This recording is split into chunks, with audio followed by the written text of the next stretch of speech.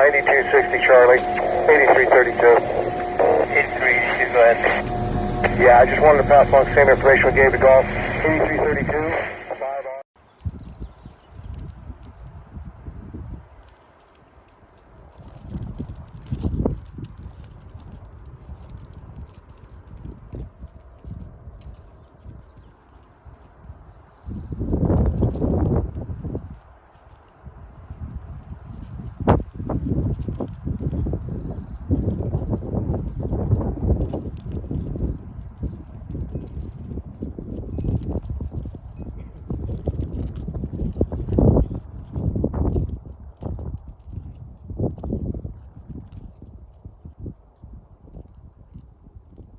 Hey, this is Mark Cunaberti and another Investing in Community. Been a while since we've been here. Listen, I took a trip up to Paradise today, visiting a friend of mine, so I'm going to show you.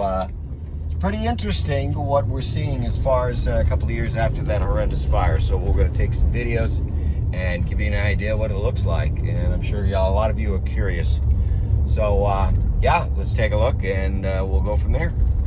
Okay, so as I'm entering at least the area, you can see that although all the burn stuff has been cleared away, these are just all empty lots where houses used to be on both sides of the road. I am seeing an occasional house or two. That one's actually brand new. There are some new ones. I don't see any older ones, so they're just rebuilding. Most of these are all new. But you can see this thing, this place was just leveled. So it's lot after lot. And further down the road, approaching into Paradise, you can see that mostly leveled lots and some construction equipment, and the only houses I'm seeing are apparently the ones that look new. So you gotta admit, it's a lot more open. There's some trees in the background to give you an idea of what the fuel source was. Probably close to the highway where I am, it's a little bit more sparse, obviously, because a lot of this has been cleared. But there does not seem to be a lot of exceptions here. Everything that I'm seeing is brand new. I don't see anything else.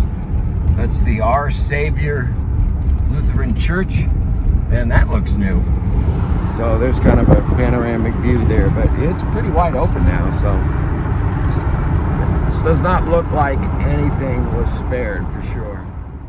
So I'm going to be visiting my friend that was burned out here, and this was a little neighborhood, and there are some new houses like I said, but most of this has been wiped clean. These look like they're all brand new for sure.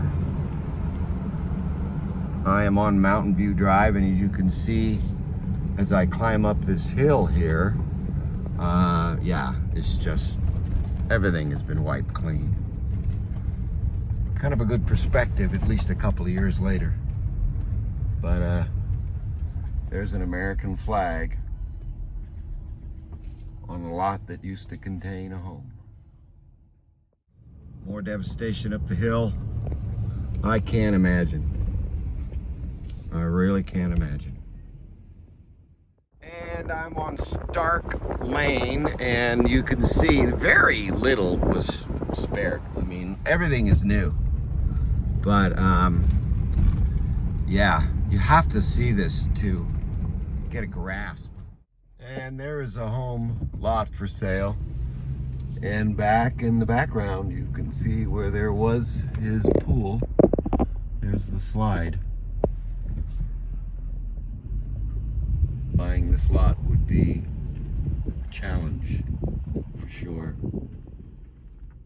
I'm here with Joe McNally, a former resident and current resident of Paradise. That's right. So behind us, Joe, was your bachelor pad flat, right? That's right, my old bachelor pad. Okay. Yeah. And where was the Christmas tree farm? There and mostly down there. So you were wiped clean by the wrath of God, eh, Joe? Yeah. Oh, you're going to rebuild? Yeah, a small place here. Small place there. And you've got the mobile home there and a little building you built there. How many? That's a park model mobile home. Yeah. How many of your neighbors are going to rebuild? Well, those people right there built. But generally, when I was driving up here, I saw probably 80% blank lots. Oh, sure, but it takes a long time. So when you talk to your neighbors, Joe, what are the reasons for staying?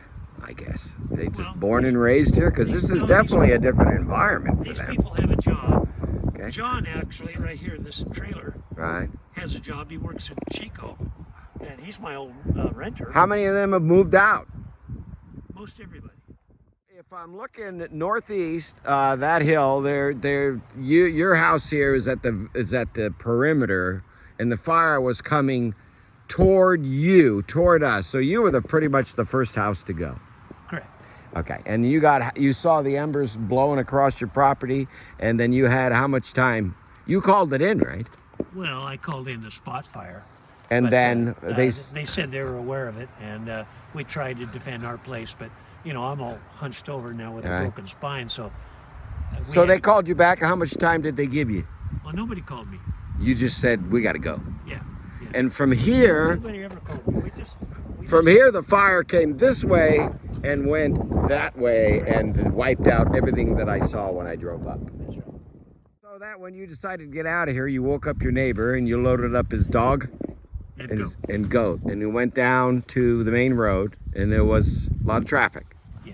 And then you decide, you're an ex-firefighter, and you decided we can't stay in the traffic, and then went to the school. Yeah, we went up to the school, stayed in the front yard for a couple hours. Fire went right around you. Yeah, but well, it was starting to go around us. I mean, it was coming up to the street right in front of us. So after a while, I thought, you know, we're just going to go in the backyard because there's even more space there. Right. A lot more asphalt. There's the basketball courts over there. Burned right around you. Yeah, we went over there and saw, you know, I knew people that lived adjacent to there, and, you know, one by one, those houses slowly burned. So about after 4 hours of that, I wanted to come out in the front and see what was going on, because I wanted to have some communication with people going down Pence Road. Right. And so we went out there, and on our way out there, I noticed that the main school building, the office, had caught fire, the roof. Down there, over here, there's a couple of shovels hanging out of the ground. There's a broken pipe there. When I have a small excavator here, then we'll have that dug up. This past month, a month ago, finally had most of my debris hauled off. I kept a couple. This was where your house was. Yeah. You had a nice view. Still have a nice view. It's no house. It's much different. You know, before. Joe, your Christmas tree farm was down there, and how many trees did you have? 14,000 or so. 14,000. And then it was an experience, right? Tell us what you had. You had a fire pit? Oh, we had our sales area down there. We had a little store that we had some crafted materials for sale. We had a fire pit. That's where we roasted marshmallows and hot dogs and you sold the experience. Yeah. People just went home with a tree. How do you wrap your head around all this? Well, it took me 3 years, but I had a crew out here that was supposed to be getting ready to compact the soil, but then it was too wet to do, so I had the crew available, had the machine, had a big excavator here, so we started cleaning up. There's a tremendous amount of stuff here, but you're telling me that you've taken how much percentage already out and burned, gotten rid of it? We've cleaned up 80% of it. Jeez. I know, it looks like a lot left, but this is minuscule compared to what was here. Getting permits for all this stuff has been difficult. So you went 3 times. Tell me this story. I went to the town of Paradise because, you know, part of this property is in the town. We're in the county as we speak now, but the city's over there. Went to them and I asked their planning department if I could get a variance, temporary variance, to do a vegetation program, collect it, chip it, and then resell it, or get rid of it that way, because we needed some place to put all this stuff right after the fire, and they didn't want to do it. I went to the town council meeting and they refused. So I went to the county also, did the same thing, went to this planning department, talked to them, got all the information I needed. I went to the Board of Soups and spoke twice, and they refused. This is where you live. Yeah. In the midst of Chaos. taking care of all that. At 74. Hell of a job. I think we're ready to go. I'll give you a tour. Right here, KVMR on the radio. bedroom, right here. So all these, everything I'm seeing is brand new. This This whole... place here, it's a little house. It's Yeah. got a lot of smaller houses. A lot of mobiles are going in because, well, you can't get contractors. Yeah.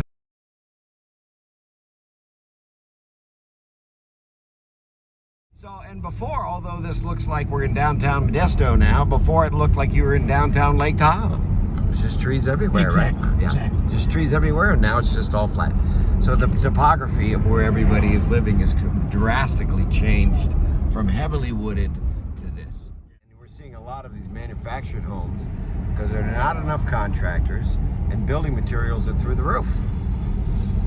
Right? That's right. That's right. There's Things a that people car don't wash think about place it. that burned down. Yeah, that right. I think I saw that on television. There we go. And a lot of travel trailers, like you said, because it just can't get the homes. But this has all been just wiped clean. This was a downtown metropolis area before, wasn't it? Yeah, this is a business. Yeah. Business corridor right here. It was just a crazy when all the dump trucks were going. Yeah. But So now things are settled down and there's a lot of Right. people working. So now, because all the trees are gone, you get a tremendous amount of wind that Yeah. blow through here, right, Joe? A lot of wind? Lot. Okay. This underground stuff is taking place. 3 years later, they're burying all the new cables, but the cables underground wouldn't have burned before. So they're just installing new infrastructure. Is that it? They didn't have underground before. Oh, okay. So they're putting it underground, right? You know, this over here is gone. It was 3 years ago in November, right? Yeah, What year was that? 2018. 2018, and then in first part of 2020, you had COVID, and then you had the wind from no trees, and then you had snow. Yeah, we've had wind a lot of times. So you've So it just- basically had this 4 of the 7 plagues. You're looking for grasshoppers. So there is a massive amount of construction. I mean, all along all these people the... have to live somewhere. Yeah. And I know people that are working up in the Federal Canyon, and they're commuting from Oroville every day. Yeah. Boy, there's a... 12-hour day. Yeah, they got to commute in. The amount of travel trailers up here and RVs is just stunning. All of these people have to live somewhere. They got to live somewhere. They can't get enough builders and contractors. Aren't you getting a lot of contractors from out of the area, or they pretty Yeah. much don't want to come up here? Yeah, and PGE has a lot of subcontractors Right. working for them. So just completely obliterated. Everything is gone. This was all full of stuff, That's right. and now it's just gone. The whole miles of this is just gone. It's going to be a travel trailer park, That's what just it looks because like. the demand is here. Yeah. Right. Joe, you were just telling me that a lot of these trees are broken in half because they're dead, and then the wind comes through because there's no more trees, and they snap in half. And then which means there's more open space. More open So space. it compounds itself. So it wiped out all of the supermarkets, and it wiped out a lot of the retail stores, and this was all trees, and now it's just all flat. Yeah. Just everywhere you go. Just insanity. So we're going to Knicks, and that survived, It And- cost her a lot of money, right? but it's really a nice. And so the devastation's to our left, but there is life. As the construction and reconstruction of Paradise and surrounding areas has taken place, a lot of trees have been cut and removed. This is an area alongside the highway on the way to Megelia, I think they call it, that there has been no tree cutting, and you can see pretty much what the vegetation or lack thereof looks like, but all the trees are up. And you can imagine if this was around a residential area, the danger of falling branches from snow or just from wind would be pretty severe. Jay Adjacent to Paradise is the town of Megelia. And here we see devastation, but there are places that made it and places that didn't. For instance, there's new construction there and a new construction there, but there is a house that made it there. The epitome of the fires. We have a structure that made it, a structure that didn't, and a new structure, a mobile home or RV where people have to live, and a complete obliteration of another lot. That's it in a nutshell.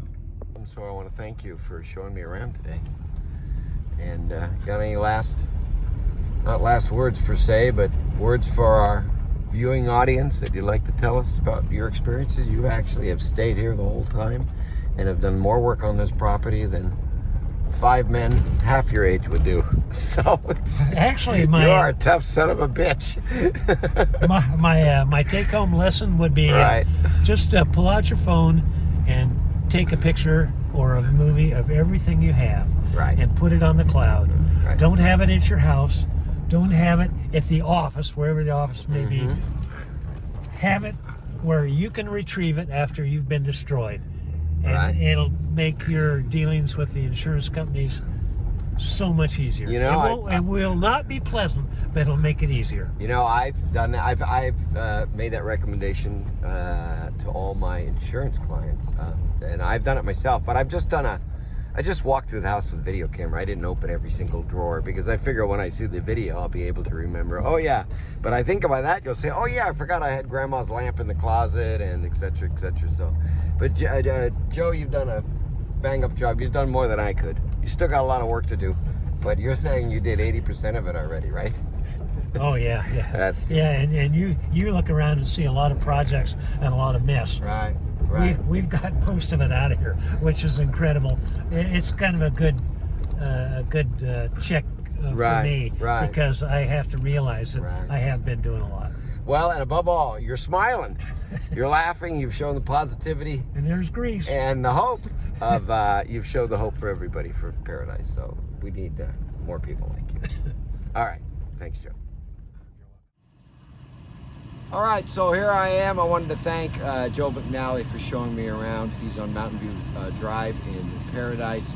An incredible event, human event. 3 years later, so much work that has been done and so much work to be done. So I wanted to profile this and invest in community today. If you can help out, I'm sure you can get a hold of Paradise somehow for sure. But I just wanted to show you, I hadn't been up here myself, and it was really, really stunning. So again, thanks to Joe and his family for allowing me to come up.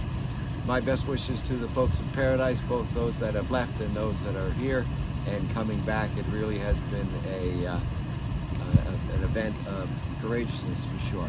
Okay, this is once again Mark Kunenberti for Investing in Community. I'm a financial columnist for the Union and host of Money Matters on KVMR and 65 stations nationwide. My website is moneymanagementradio.com. Everything is free there for you. And just best wishes to you all. And the credits will be at the end of the film. Thanks for watching.